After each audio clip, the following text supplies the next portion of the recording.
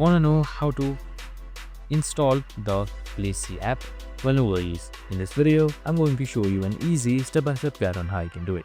It's super simple and under a minute, so let's get straight to it. Now, installing the Playsee app on your Android is super simple. So what you need to do is just simply open up your Play Store first up. So once you have opened it up, on the bottom you should be seeing this source icon right here. Just simply select it, and on top you should be seeing the source bar. So once you select the source bar, here you should be seeing your Playsee application. So you can just simply select it right here, Playsee. Just sort of for it, and here you should be seeing Playsee on top. So you can just simply select Playsee right here, and now you can just simply select it to see details, see its reviews, how it works, and much more by scrolling down. And once you're done with all of that, you can just simply click install right here.